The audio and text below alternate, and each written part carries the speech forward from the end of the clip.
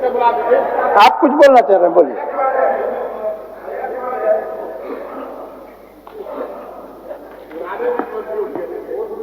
महोदय, एक स्पीच चलेगा। महोदय, एक प्रेजेंट कुछ नहीं होता है।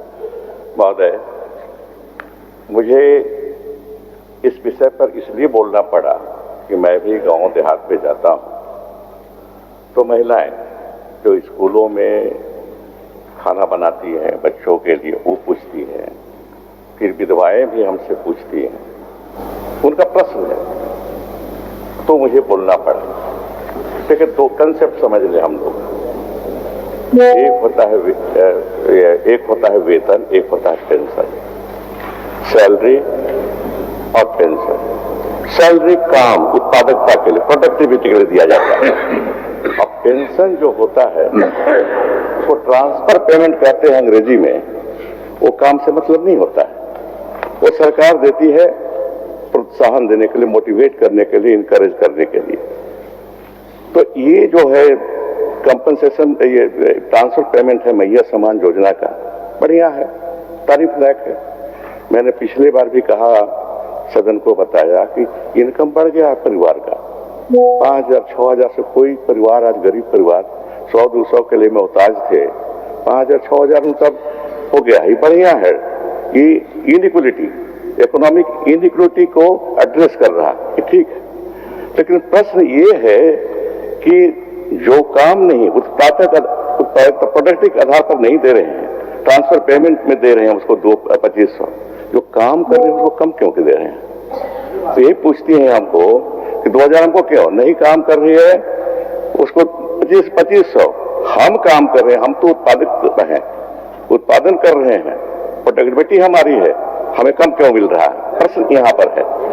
ये इस पर ज्यादा विवाद में नहीं पड़ूंगा, मैं इतना ही कहूंगा सरकार को इस पर विचार करना चाहिए। ठीक, बराबर, ठीक। आप मंत्री जी, अब माने हम आपको मदद कर, हम आप ही की बात कर रहे हैं।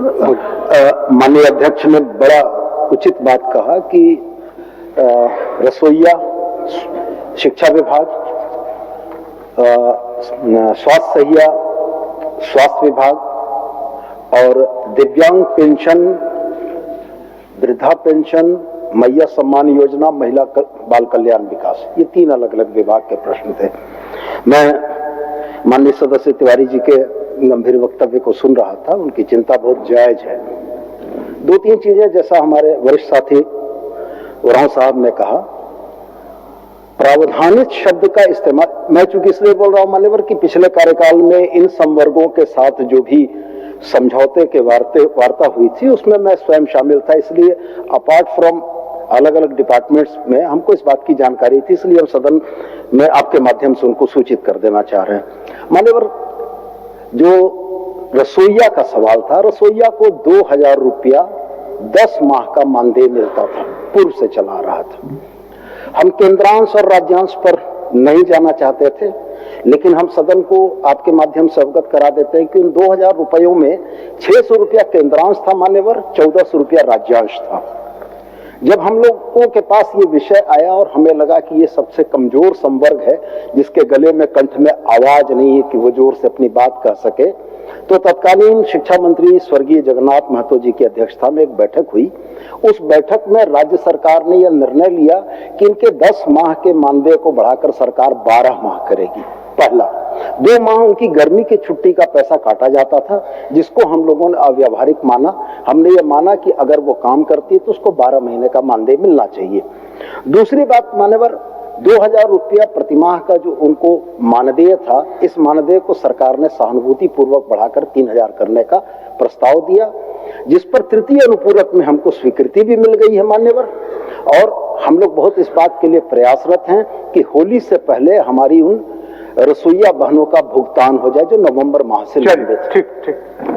विश्व स्तरीय मेडिकल सुविधाओं से युक्त रांची का देवनिका हॉस्पिटल जहां है neonatal ICU, burn intensive care unit, modular operation theatre, 24/7 emergency trauma service, multi disciplinary ICUs, emergency care, MRI, CT scan, advanced cath lab, fully automated path lab, eco, ultrasound, ultra modular patient beds और pharmacy. Devanika hospital and research centre, किफायती दर पर विश्व स्तरीय इलाज। Ancillary चौक, Tupudana industrial area, Ranchi.